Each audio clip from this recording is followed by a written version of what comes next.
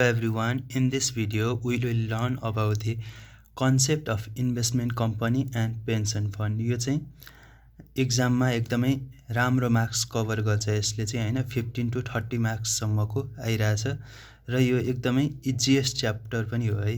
पहिला एकचोटी कन्सेप्ट बुझौं अनि त्यसपछि हामी इम्पोर्टेन्ट क्वेशनहरु पनि हेर्ने छौं। र सिम्पली यो भनेको चाहिँ इन्भेस्टमेन्ट कम्पनी भनेको चाहिँ अरुको इन्भेस्टमेन्ट हैन इन्भेस्टरहरुको हैन शेयरहरु अथवा फाइनान्शियल एसेटहरुलाई म्यानेज गर्ने कम्पनीलाई चाहिँ हामीले इन्भेस्टमेन्ट कम्पनी भन्न सक्छौं। जस्तै एक्जाम्पल म्युचुअल फन्ड हुन्छ। म्युचुअल फन्डले चाहिँ के गर्छ अरुको शेयरहरुलाई चाहिँ म्यानेज गर्छ, हेर्ने काम गर्छ। अनलाइक शेयर, अब शेयरमा त हामीले कमन स्टकमा के गर्छौं हामी आफैले किनबेच गर्छौं हैन। अब इन्भेस्टमेन्ट कम्पनीले चाहिँ के गर्छ अरुको शेयरहरुलाई किन्दिने बेच्ने हैन अनि प्रॉफिटहरु पनि बनाउने हैन त्यो सबै इन्भेस्टरको लागि गर्दिन्छ। इन्भेस्टमेन्ट कम्पनीले चाहिँ त्यो काम गर्छ है। अब नेपालमा चाहिँ इन्भेस्टमेन्ट कम्पनी भनेको खासै त्यस्तो राम्रोसित डेभलप हुन सकेको छैन हैन। सबै primary market, secondary market, share मार्केटमा लागेछ हैन, आफै कारोबार गर्छन् क्या। तर हाम्रो एउटा चाहिँ म्युचुअल फन्ड चाहिँ छ है नेपालमा। अनि म्युचुअल फन्ड जस्तै अरु हेज फन्डहरु हैन धेरै प्रकारको छ यस्तो इन्भेस्टमेन्ट कम्पनी पनि। अब यहाँबाट के बुझ्यौं भने हामीले इन्भेस्टमेन्ट कम्पनी भनेको चाहिँ अरु इन्भेस्टरहरुको एसेटहरु, फाइनान्शियल एसेटहरुलाई चाहिँ फाइनान्शियल प्रोडक्टहरुलाई चाहिँ म्यानेज गर्ने काम चाहिँ इन्भेस्टमेन्ट कम्पनीले गर्दछ। अब डेफिनेसन चाहिँ यसको अब त्यसरी नै बुझ्दाखेरि हामीले an investment company is a financial intermediary that receive money from shareholder and then invest those funds in a diversified portfolio of securities or financial asset. अब इन्भेस्टमेन्ट कम्पनी भनेको एउटा फाइनान्शियल इन्टरमिडिएरी हो। फाइनान्शियल इन्टरमिडिएरीले के काम गर्छ त जस्तै अब बैंक पनि एउटा फाइनान्शियल इन्टरमिडिएरी हो हैन। म्युचुअल फन्ड भयो, ब्रोकर भयो, यिनीहरुले चाहिँ के गर्छ भन्दाखेरि पैसा जहाँ चाहिँ पैसा छ नि धेरै पैसा भएको ठाउँबाट एक ठाउँबाट अर्को ठाउँमा पैसा ट्रान्सफर गर्ने काम चाहिँ इन्टरमिडिएरी फाइनान्शियल इन्टरमिडिएरीले गर्छ। यो अब च्याप्टर 2 मा पनि दिएको छ यो कन्सेप्ट हैन। यति हो म्युचुअल फन्ड भनेर हामीले इन्भेस्टमेन्ट कम्पनीको कन्सेप्ट बुझ्यौं हैन। अब इन्भेस्टमेन्ट कम्पनी चाहिँ किन त हैन किन इम्पोर्टेन्ट होला त। अब यसको पनि छुट्टै महत्त्व छ हैन। अब यो चाहिँ रिस्क एकदम कम हुन्छ इन्भेस्टमेन्ट कम्पनी, किनभने हामीले केही हेर्न पर्दैन, तिनीहरु चाहिँ अलि प्रोफेसनल हुन्छ हैन, एजुकेटेड हुन्छ अनि त्यो फिल्डमा उनीहरु एक्सपर्ट हुन्छ क्या। त्यही भएर रिस्क चाहिँ अलिकति लो नै हुन्छ। अनि अनएजुकेटेड अर इलिटरेट पिपल हैन जोसित चाहिँ फाइनान्शियल एजुकेसनको केही नलेज छैन हैन तिनीहरुले पनि यसमा इन्भेस्ट गर्न सक्छन् हैन। त्यो त आफूले हेर्न पर्दैन नि त, सबै कम्पनीले हेर्दिन्छ नि त हैन। अनि they don't have to manage, we don't have to, अब हामीले हेरिरहनु पर्दैन क्या, त्यो चाहिँ त्यहीको म्यानेजमेन्ट अथवा त्यहीको मान्छेहरुले हेर्छ। अनि यो डाइभर्सिफिकेसन पनि यो एकदम राम्रो पक्ष हो यसको। के हो भन्दाखेरि यो चाहिँ अब हाम्रो मात्र एकजनाको मात्र स्टक प्रोडक्ट हुँदैन क्या। त्यहाँ चाहिँ धेरै नै ठुलो हुन्छ क्या, धेरै ठुलो भास्ट क्वान्टिटीको हुन्छ। त्यही भएर त्यसले चाहिँ पोर्टफोलियो पनि एकदम ठुलो हुन्छ जसले गर्दाखेरि प्रॉफिट पनि अलिकति राम्रै हुन्छ। अब यति हो इन्भेस्टमेन्ट कम्पनीको इम्पोर्टेन्ट हैन। म्युचुअल फन्ड भनेर बुझौं यसलाई। अब नेपालमा अघि नै भने जस्तै म्युचुअल फन्ड मात्र छ हाम्रोमा है। अब जेसुकै होस् इन्भेस्टमेन्ट कम्पनी फंक्सन चाहिँ म्युचुअल फन्ड जस्तै हो क्या। सबै इन्भेस्टमेन्ट कम्पनीहरुको अरुको लगानीलाई हामीले हेर्दिने हैन। म्युचुअल फन्डको कामै अरुको इन्भेस्टमेन्टलाई हेर्दिने हैन। अब म्युचुअल फन्डको पार भ्यालु चाहिँ कति हुन्छ त 10 हुन्छ। म्युचुअल फन्डको 10 हुन्छ, शेयरको चाहिँ 100 हुन्छ। अब यो यसको पनि टाइप दुईवटा टाइप छ, एउटा ओपन इन्डेड र क्लोज इन्डेड भन्ने छ हैन। ओपन इन्डेड भनेको चाहिँ सेकेन्डरी मार्केट अथवा नेप्सेमा लिस्टेड भएको हुँदैन क्या, त्यो चाहिँ प्राइभेट हुन्छ हैन। अनि क्लोज इन्डेड भनेको चाहिँ they are listed in secondary market, यो चाहिँ हामीले किन्न र बेच्न हामीले पनि गर्न सक्छौँ। तर यो किन्नको लागि चाहिँ हामीले त्यसको कम्पनीमै गएर भिजिट गर्नुपर्ने हुन्छ। अनि यसमा चाहिँ outstanding share number of share चाहिँ फेरबदल भइरहेको छ, यसमा चाहिँ कन्स्ट्यान्ट हुन्छ। किनभने अब सेकेन्डरी मार्केटमा सेयर इस्यु गर्नु पर्यो नयाँ हैन, नयाँ सेयर इस्यु गर्नको लागि झन् खर्च बढ्छ, त्यही भएर यो चाहिँ इस्यु रहन्छ हैन। अब अर्को कुरा भनेको यहाँको प्रमोटर्सहरूले चाहिँ आफ्नो सेयर कहिले पनि बेच्दैन क्या, जस्ता तस्तै रहन्छ, त्यही भएर यो सेयर चाहिँ कन्स्ट्यान्ट हुन्छ। यसमा चाहिँ आफ्नो सेयर पनि बेचिरहेको हुन्छ क्या, बेच्ने किन्ने भइरहेको हुन्छ जतिखेर पनि। त्यही भएर नम्बर अफ सेयर यहाँ चेन्ज हुन्छ, यहाँ चेन्ज हुँदैन। अब क्लोज्ड भनेर बुझ्नु पर्यो नि हैन, क्लोज भनेको ठाउँमा क्लोज नै हुन्छ, चेन्ज हुँदैन। अब अर्को कुरा भनेको यहाँ मार्केट प्राइस चाहिँ यो ओपन इन्डेडको सेयरको प्राइस कसरी डिटरमाइन हुन्छ भन्दाखेरि market price of securities in the पोर्टफोलियोको आधारमा चाहिँ यसको निर्धारण हुन्छ। र क्लोज इन्डेडमा चाहिँ सेयर प्राइस कसरी निर्धारण हुन्छ, डिमान्ड एन्ड सप्लाई लाइक अब सेयरको जस्तै गरी निर्धारण हुन्छ। अब यति अलिकति बुझौँ। अनि यहाँबाट हामीले अब क्वेसन पनि कुन टाइपको हो भनेर छुट्याउन सक्छौँ। ओपन इन्डेडमा चाहिँ अलिकति लामो खालको क्वेसन हैन, झिक्ने हैन, राख्ने हो त्यस्तो सोध्न सक्छ। क्लोज इन्डेडमा चाहिँ सिम्पल क्वेसन हुन्छ। Now will do some numerical.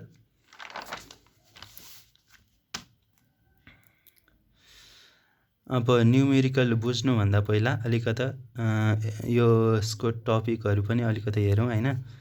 पहिला net asset value. Net asset value भनेको के हो त? नेट एसेट भ्यालु भनेको हाम्रो सेयर मार्केटमा कति हुन्छ, एउटा सेयरको भ्यालु कति हुन्छ, 100 हुन्छ हैन। त्यस्तै हाम्रो म्युचुअल फन्डमा चाहिँ पार भ्यालुलाई चाहिँ हामीले त्यहाँ चाहिँ के भन्छ, नेट एसेट भ्यालु एनएभी भन्छ क्या। अब त्यहाँ चाहिँ एउटा सेयरको भ्यालु 10 रुपियाँ हुन्छ हैन, सेयर मार्केटमा चाहिँ 100 हुन्छ। अब फर्मुलाहरू अलिअलि छ, तर यो जब गर्दा गर्दा आफै यत्तिकै जानिन्छ हैन। यसको लागि खासै केही नै गर्न प्रिपेयरै गर्नु पर्दैन क्या, एक दिनमा नै कभर हुन्छ, एक दिनमै सकिन्छ क्या यो, त्यस्तो डराउनु पर्दैन हैन। यहाँबाट 15 to 30 मार्क्स मजाले आउँछ हैन। अलिकता यस्तो खालको क्वेसन चाहिँ हैन गर्नु पर्यो, पहिला आएको खालको क्वेसन चाहिँ त्यस्तै क्वेसन आउँछ यहाँबाट है। अनि net value or net asset भनेको फर्मुला के छ, टोटल एसेट माइनस लाइबिलिटी छ। टोटल एसेट भनेको हाम्रो इन्कम जस्तै मानौँ हैन। अनि नेट भ्यालु भने त के हो, लाइबिलिटी अथवा लोन हैन, तिर्नुपर्ने त तिर्नु पर्यो नि हैन, हो त्यो तिरिसकेपछि नेट भ्यालु भन्ने हुन्छ क्या यसमा पनि, सेयरमा जस्तै हैन। अनि यो दुईटा गरेर हाम्रो नेट भ्यालु आउँछ। यो नेट भ्यालु भनेको छुट्टै हो फेरि। नेट भ्यालु भनेको चाहिँ अमाउन्टमा हुन्छ, ठुलो लार्ज अमाउन्ट हो क्या। नेट एसेट भ्यालु भनेको चाहिँ एउटा सेयरको भ्यालु, त्यो निकाल्न के गर्नुपर्छ, net value by number of share outstanding गरेर। अब नेट चेन्ज इन इन्भेस्टमेन्ट, अब यिनीहरू यस्तो अब यो खासै गर्नु पर्दैन हैन, यो गर्दा आफै यत्तिकै जानिन्छ। अलिकति कन्सेप्ट चाहिँ बुझ्नुपर्छ, तर यो कण्ठ गर्नै पर्दैन क्या। यो अब यो प्रिमियम अथवा पार भ्यालु 10 भन्दा माथि राखेर सेल गर्यो भने कस्तो हैन, फर्मुला कस्तो भनेर पनि छ। यो चाहिँ अब प्रिमियममा सेल गर्यो भने के हुन्छ, P0 माइनस एनएभी। P0 भनेको अलिकता हायर प्राइस हुन्छ, 10 भन्दा बढी हुन्छ क्या। यस्तो केसमा यस्तो हुन्छ, यस्तो केसमा यस्तो हुन्छ, यो दिएकै हुन्छ क्वेसनमा हैन। यो अलिअलि गर्दा आफै आउँछ है। होल्डिङ पिरियड रिटर्न, यो भनेको सेयरको जस्तै हुन्छ, एउटा पछिको प्राइस माइनस अहिलेको प्राइस हैन, प्लस यो डिभिडेन्ड अनि यो क्यापिटल गेन बाई एनएबी पहिलाको प्राइस गरेर यो निस्किन्छ। यो खास चाहिँ यस्तो यो सम्झिरहनु पर्दैन है।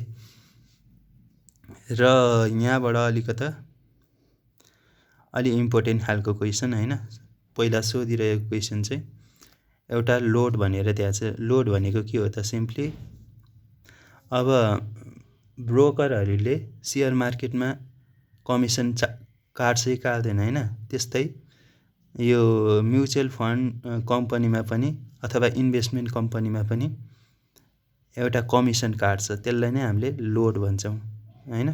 किनबेच गर्दाको एउटा कमिसन काट्छ, त्यसलाई नै लोड भन्छौँ। लोड फी भनेको चाहिँ हाम्रो टोटल इन्भेस्टमेन्ट इन्टु अब सर्टेन पर्सेन्ट दिनुपर्छ क्या तिनीहरूलाई, हो त्यही हो लोड फी भनेको। अनि अब यहाँबाट पेन्सन फन्डको कन्सेप्ट पनि बुझ्नुपर्छ है, यो बुकमै दिएको छ।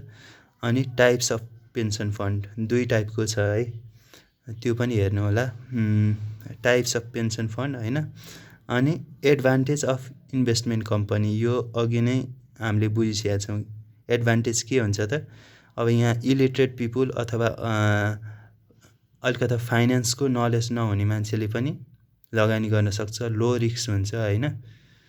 अनि त्यस्तै हो, यहीँ दिएको छ।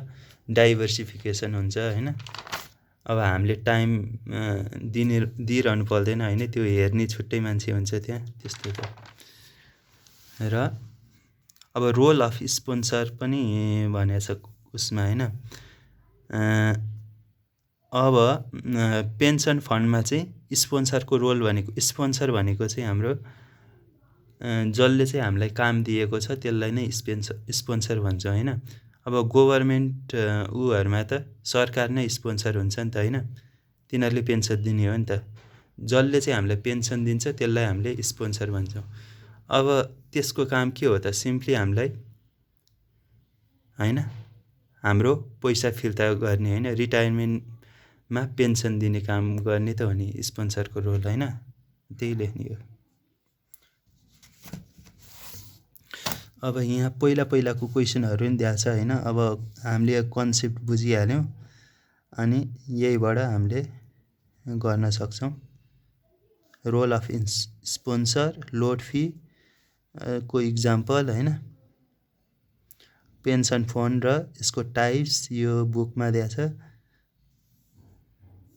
यो पनि यसकै टाइप हो, टाइप्स अफ पेन्सन फन्ड हैन। यो दुईटा म्युचुअल फन्ड भने के हो हैन, अब यो ओपन इन्डेड र क्लोज इन्डेडको अघि नै गरेको छ हैन।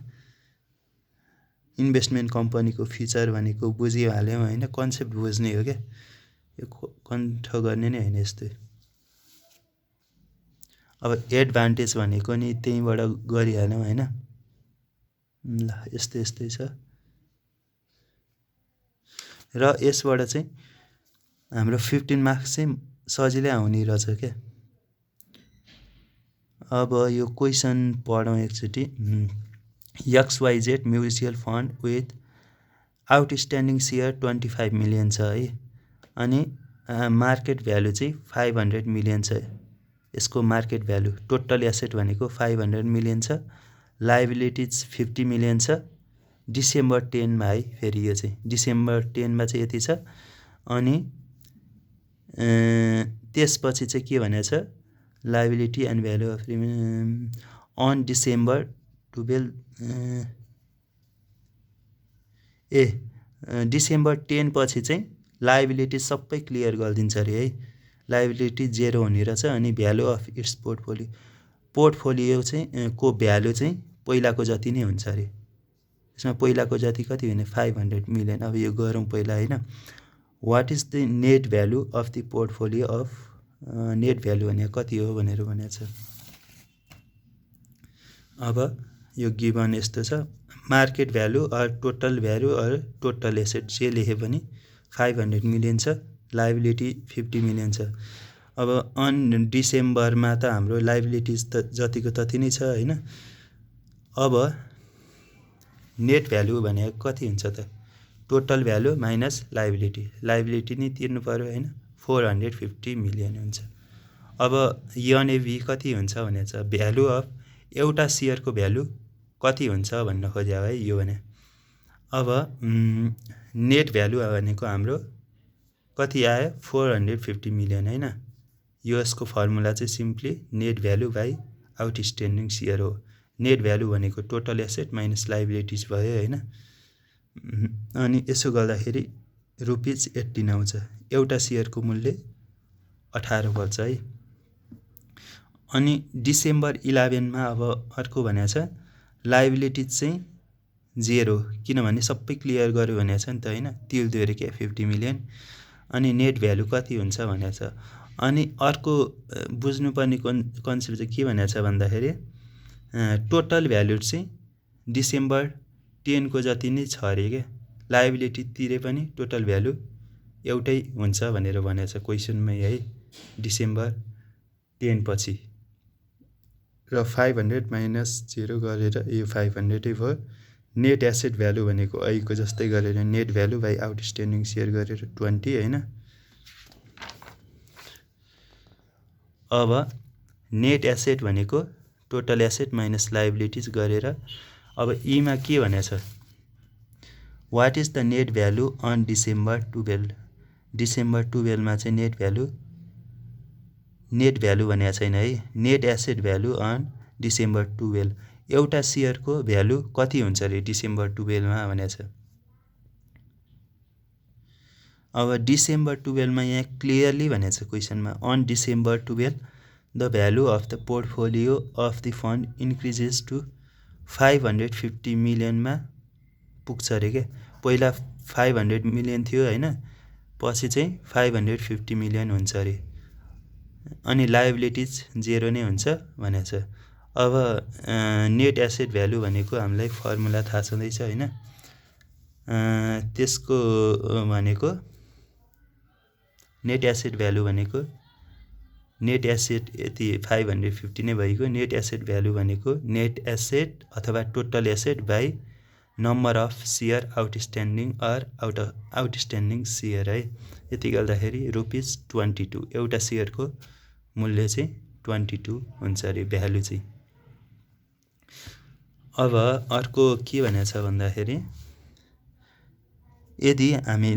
यदि मैले हैन अथवा हामीले 70,000 चाहिँ डिसेम्बर 12 मा डिपोजिट अथवा इन्भेस्ट गर्यौं भने चाहिँ हामीसित कतिवटा शेयर पाउँछौं रे के। 70,000 हामीले दियौं भने हामीले कतिवटा शेयर पाउँछौं भनेको छ। अब यो त सिम्पल छ नि। एउटा शेयरको मूल्य कति भनेको छ कति निकालेछ भर्खरीको डिसेम्बर 12 मा भनेको छ हैन। डिसेम्बर 12 मा भर्खर मैले कति निकालेको थिएँ 22 छ हैन। भर्खर निकालेको 22 एउटा शेयरको मूल्य 22 छ डिसेम्बर 12 मा। अब यही तल डिसेम्बर 12 मै भनेको छ नि त हैन। डिसेम्बर 12 मा कतिवटा शेयर तिमीले पाउँछौ भनेको छ। अब 70,000 बाइ एउटा शेयरको भ्यालु 22 गरेर हामीले 3181.81 शेयर पाउँछौं है। एकदम इजी छ र यसबाट पनि सजिलै पास हुन्छ के। यो 15 मार्क्स त यतिकै इजिली आउँछ जस्तो लाग्छ हैन। र अर्को भिडियोमा चाहिँ म 2076 74 यो सबै गर्छु है। दुईटा रहेछ ल।